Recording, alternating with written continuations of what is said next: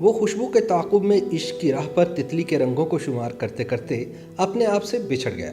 محبوب سے مکالمے نے اس کو ذوق جمال، قوی حوصلہ اور دل میں اتر جانے کی کیفیت بخشی۔ وہ جدائی کا تمغہ اور بچھڑ جانے کا سوز لے کر سرزمین عشق سے کوچ کر گیا۔ اس کا عشق ذات سے نمودار ہو کر زمانے میں تبدیل ہونے لگا۔ وہ پھر وہ نہ رہا جو تھا، بلکہ وہ ہو گیا جو اسے ہونا تھا۔ دل کی شکست و ریٹ کے ملبے سے جب برآمد ہوا تو بلند حوصلہ تھا۔ اس نے محبت کے نغمے ترک کیے، میں نہیں مانتا کی صدا لگائی، ظلمت کو ضیاء کہا، انقلاب کا مثالی چہرہ اور عوام کا محبوب شاعر بن گیا۔ تاریکی کے دیوان میں روشنی سے لکھے ہوئے اس عوامی شاعر کا نام حبیب جالب ہے۔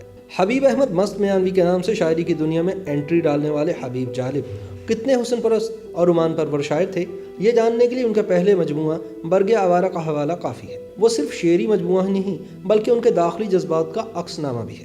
دہلی سے کراچی اور پھر لاہور قیام کے دوران وہ اپنی جنم بھومی کی یادوں کو کریدتے رہے۔ فطرت کے حسن میں نسوانی جمال کی آمیزش کر کے بیانیے کو اتنا دلکش انداز میں لکھا جو پڑھنے اور سننے والوں کے دلوں میں اتر گیا۔ وہ محبوب جس کو غزل کے نام سے مخاطب کرتے تھے، اپنے احساس میں پرونے کو مزید کئی مختلف نام اور القابات میں ڈھالتے رہے۔ کہیں نزہت مہتاب، نازش خورشید اور جان غزل کہا تو کہیں بدن نغمگی کہہ کر یاد کیا۔ جالب کی جنم بھومی اس جنم کا حوالہ بھی ہے۔ جب آتش جواں تھا، آنکھیں خواب لیے مخمور ہوا کرتی تھی، خوابیدہ تنہائی، وصل کے لمحے مہیا تھے اور جذبات کا شیریں احساس منہ زور تھا۔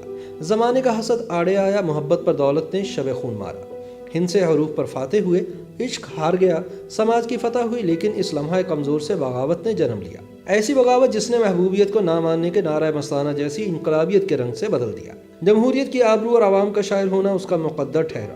اپنے محبوب کے لیے رخصتی کے عنوان سے نظم لکھی جو ہارے ہوئے محبوب کا رزمیہ ہے۔ لکھتے ہیں، تو کلی نزہتوں نکہتوں میں پلی، چھوڑ کر شہر گل سوئے صحرا کو چلی، وہ سلگتا دیا تو سحر کی کرن، سوچتا ہوں یہی کیسے بہلے گا من، دھڑکنوں کو سکون کیسے بخشے گا دھن، لوگ تجھ کو کہیں گے نصیبوں چلی۔ جالب کے پہلے مجموعہ برگ آوارہ میں ان کی داخلی زندگی کے اوراق بکھرے پڑے ہیں۔ محبوب کی ادائیں، خد و خال، دلکشی، جاذبیت، حسن کے دیگر کرشمے اور انکہی باتوں کا تفصیلی احوال ملتا ہے۔ حبیب جالب نے محبوب کو پردے میں جہاں کئی القابات سے مخاطب کیا، وہیں کئی دیگر حسین، ذہین اور دلکش خواتین کو تخلیقی خراج بھی پیش کیا۔ کہیں ممتاز بازبان نظم تو کہیں اداکارہ نیلو کی خودکشی کو رقص زنجیر پہن کر بھی کیا جاتا ہے کو نظم کیا۔ گلوکارہ نور جہاں اور لتا منگیشکر پر خراج کے پھول برسائے تو کہیں فریدہ خانم کے ترنم کو بیان کیا۔ مثال کے طور پر یہ دو اشعار، جس کی آنکھیں غزل، ہر ادا شعر ہے، وہ میری شاعری ہے، میرا شعر ہے، وہ حسین زلف شب کا فسانہ لیے، وہ بدن نغمگی، وہ قبا شعر ہے۔ عوامی شاعر حبیب جالب 24 مارچ سن 1924 کو ہندوستان کے ضلع ہوشیارپور کے علاقے میانی افغانہ میں پیدا ہوئے۔ غربت و افلاس کے ماحول میں آنکھ کھولی، والد اور بڑے بھائی سے شاعری ورثے میں ملی۔ پہلا مجموعہ برگ آوارہ کی اشاعت میں چھوٹی بہن کا کردار تھا۔ اس نے ان کے بیکار کاغذ کے پرزے جمع کیے جن پر ان کی زیادہ تر شاعری لکھی ہوتی تھی۔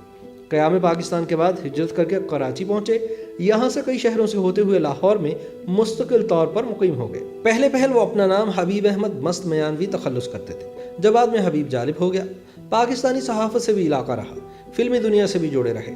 ایوب خان اور یحییٰ خان کے مارشل لا نافذ ہونے پر بطور متحرک سیاسی کارکن اور حساس دل رکھنے والے شاعر کے بھرپور احتجاج کیا، نتیجے میں جیلیں بھگتی۔ مادر ملت فاطمہ جناح کے جلسوں میں اپنی شاعری ترنم میں پڑھنے سے شہرت کا پروانہ ان کے نام جاری ہوا۔ جدوجہد کے دنوں میں ضیاء الحق اور بھٹو کا جبر بھی سہا، بے نظیر بھٹو سے قربت رہی۔ پرویز مشرف کے دور میں بھی وکلاء تحریک میں ان کی شاعری کو احتجاج کے طور پر دوبارہ دہرایا گیا۔ انہوں نے خواتین کے ایک جلسے میں ان پر برسنے والی لاٹھیاں اپنے جسم پر سہیں۔ اس منظر کو معروف فوٹوگرافر اظہر جعفری نے کیمرے کی آنکھ میں محفوظ کر لیا تھا۔ وہ تصویر اب ایک تاریخی حوالہ ہے۔ حبیب جالب کی شعری نسخہ جات اب کلیات کی شکل میں قارئین کے لیے مارکیٹ میں دستیاب ہے، جبکہ ان کی سوانح عمری جالب بیتی بھی شائع ہو چکی ہے۔ حبیب جالب بطور بیٹے اور بھائی فرمانبردار، بطور شوہر ملنسار اور محبت کرنے والے، اور بطور والد شفیق رہے۔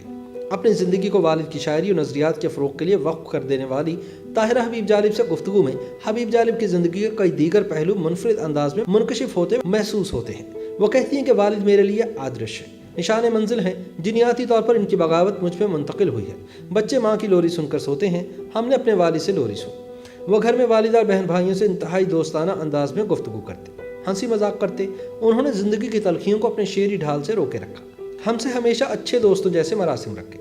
یہ الگ بات ہے کہ زندگی اور سماجی رویوں نے جہاں ایک طرف انہیں شہرت دی تو دوسری طرف ان کے روح پر کچوکے بھی لگا۔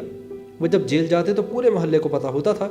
हम दुकानदारों से राशन ले लिया करते थे और उनको खबर होती थी कि जब इनका वालिद वापस लौटेगा तो इनका कर्ज भी अदा हो जाएगा। अपने अय्याम असीरी के दिनों में जब इनकी बेगम मुलाकात को आई तो गुफ्तगू में खान की परेशानियों का जिक्र भी निकला और मौज़ूआत भी ज़ेर बहस आए। इस पर उन्होंने एक नज़्म बउनवान मुलाकात लिखी, जिसका इक़्तिबास यूँ है। जो हो न सकी बात वो चेहरों से आया थी, हालात का मातम था मुलाकात कहाँ थी।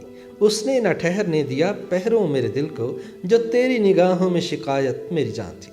हबीब जालिब जैसे शायर किसी भी समाज का ज़मीर होते हैं। ज़माने हाल में जालिब की शायरी हस्बे हाल है। वो ज़ात से ज़माने तक मोहब्बत और एहतजाज के हसीन रंगों से मुज़य्यन ऐसे अल्फाज को तराशते हैं जैसे कूज़े में दरिया बंद कर दिया जाए। वो मुआशरे की तोड़ फोड़ से दिल गिरफ्ता भी होते हैं और आमराना ताकतों के सामने मुज़ाहमत भी करते हैं। मगर सबसे बढ़कर ये बात है कि ज़िंदगी ने जब तक इनसे वफा की, वो बंगाल और पंजाब में रह जाने वाले दिलकशी और हुस्न की यादों को सरगोशियों में दोहराते रहे। बुलंदबांग लहजे के पीछे एक मासूम शख्स था जो खुशबू के ताक़ुब में इश्क की राह पर तितली के रंगों को शुमार करते करते अपने आप से बिछड़ गया। YouTube पर गूगली न्यूज देखने के लिए youtube.com की सर्च बार में गूगली न्यूज टीवी टाइप करें। गूगली न्यूज के पेज पर सुर्ख रंग के सब्सक्रिप्शन वाले बटन पर क्लिक करना ना भूलिए। YouTube पेज पर अपलोड होने वाली वीडियोस से बाखबर रहने के लिए बेल आइकन पर क्लिक कीजिए। आपको हर नई वीडियो के बारे में नोटिफिकेशन मौसूल हो जाएगा।